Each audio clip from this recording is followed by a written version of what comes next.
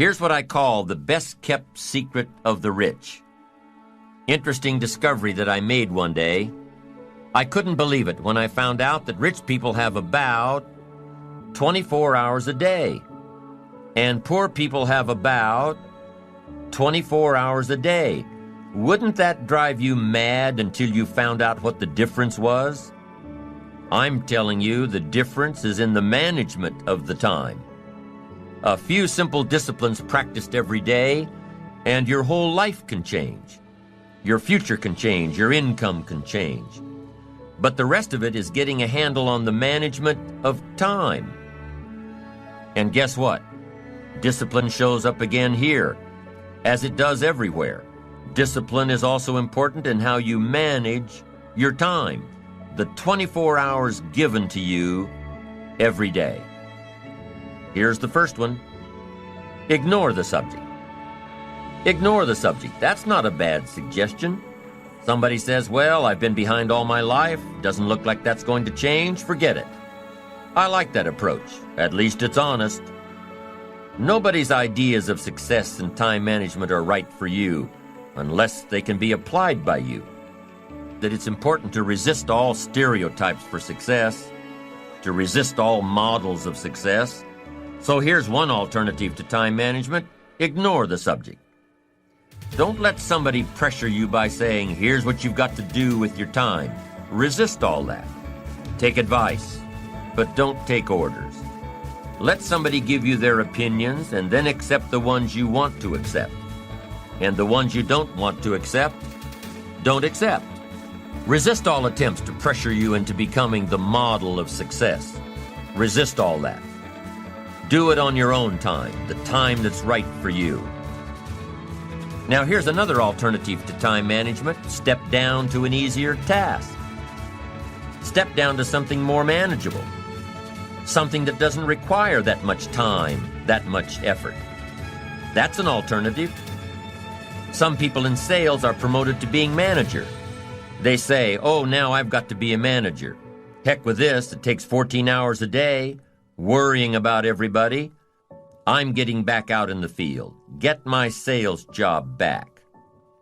And that's a good alternative. Somebody works for a company and says, oh, I'd love to own one of these companies. Then they find out what it takes to own one of those companies. What kind of pressure, what kind of hours. Can't play golf 3 days a week. And finally says, hey, you know, I've had it up to here with all the headaches and trauma and dealing with all these people's lives and running a company and being responsible for all the stuff. I'm going to step down. And that's a good alternative. It really is. Don't let yourself be pressured when stepping down might give you a better lifestyle. You've got to have time for your family. I went for some things that cost me too much in those early days. If I'd known how much it was going to cost, I never would have paid the price. So you've got to weigh the consequences, how to make everything fit. Sometimes that extra money isn't worth it if it pressures you into losing touch with somebody you really care about. So family must be considered here as well. But here's the best alternative to time management, and that's to get more out of you. If we just get more from ourselves, we can make an hour as valuable as 10 hours used to be. We can get as much done now in a day as we used to get done in a week. Efficiency, skills, knowledge, awareness, practice, getting better. All of that value we can bring to the marketplace, bring to the job, and that's where the real time management comes in. I found out that a normal day is enough time. 8 hours, 10 hours, 5 days, 6 days. That's enough time. The rest of it now has got to be the best use of that time. There's a movement going on now in the workplace. The movement is people setting up home offices, telecommuting to work, working at home and communicating with the office through fax machines and computers and modems and delivery services. People are even starting to work in one state and live in another. They don't need to be at the office all the time. For some jobs, they don't need to be at the office at all. And guess what some of these folks find out? The projects that used to take 2 days, they get done in a few hours. Why? Because they have no distractions. No people stopping by their office to chat. No unsolicited phone calls to take. No unexpected visitors to deal with. When they work, they work. When they play, they play. Now, not everybody has the luxury of having a job that can work like this, but maybe some of the same principles can be applied at the office, like do not disturb times, like scheduling your day so that you're totally undisturbed during those hours in which you complete your best work, like setting certain hours each day to take appointments and phone calls. And that's really where the magic of personal development comes in. Knowing who you are, becoming more valuable. Being more valuable, knowing the value of your rhythms in getting certain tasks done. Getting things done more efficiently in a shorter period of time. Working smarter, not harder. Number 1, you run the day or it runs you. Part of the key to time management is just staying in charge. But here's what usually happens. We start something and we're in control. But as time starts to unfold, pretty soon we start losing control. You know, you start a business and you're running it. And pretty soon, what? It's running you. You have to stop every once in a while and say, hold it, hold it. Who's in charge here? So here's a good phrase to jot down. Something will master and something will serve. That's the nature of life. That's just how it goes on this spinning planet of ours. Something will master and something will serve. And here's what you have to make sure you become. The master. You run the day. You being busy. You've got to be busy being productive. It's easy to get faked out by being busy. Guy comes home at night, flops down in the easy chair, says, I've been going. But the real question is, doing what? I mean, it's the doing what. That's the real key, not the going.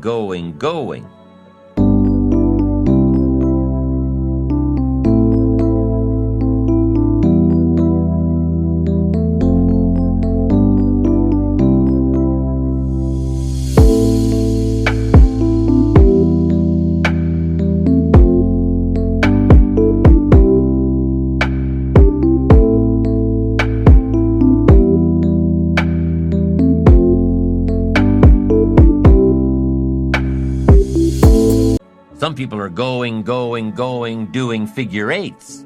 They're not making much progress. Don't mistake movement for achievement.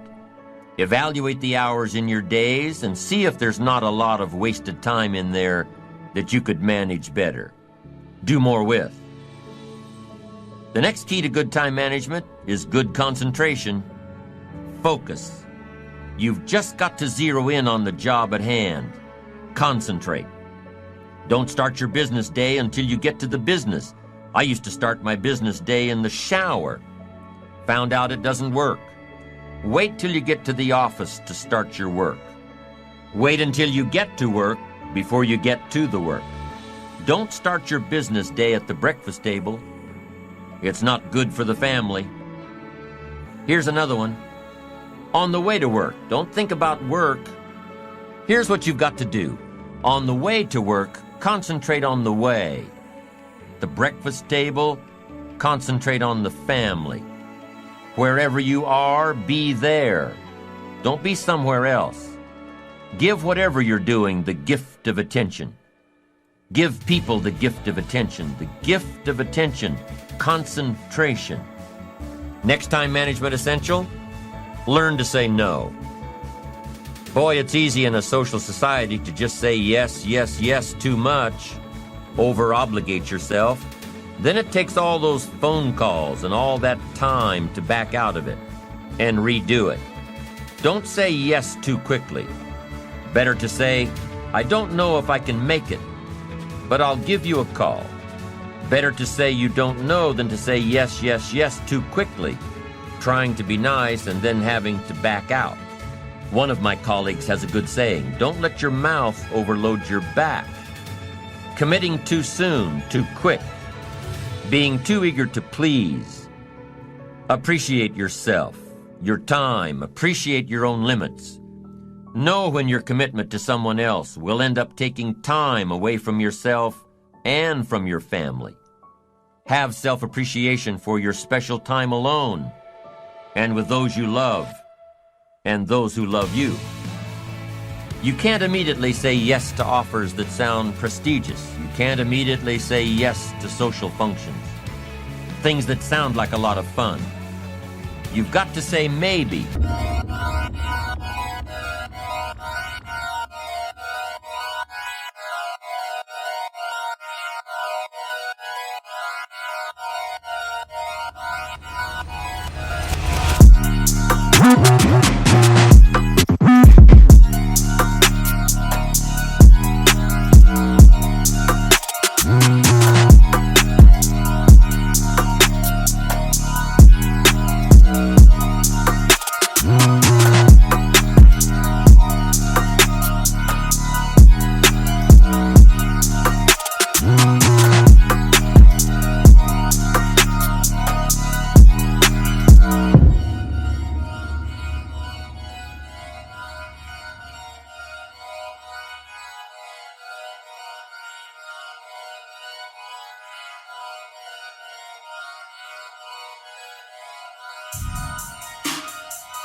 And take time to evaluate what's an important contribution to society and what'll just take time away from your ambitions and your family.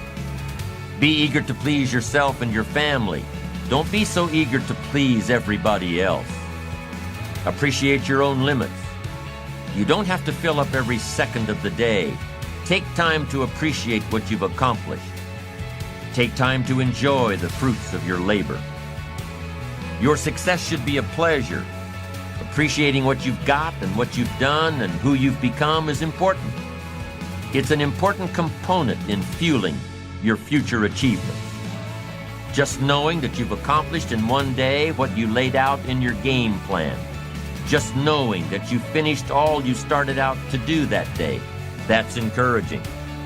And it's these little daily advantages that you're gaining that continue to fuel your achievement. Little achievements are just as important as big achievements. Why? Because you can't appreciate the big achievements without first appreciating the little ones.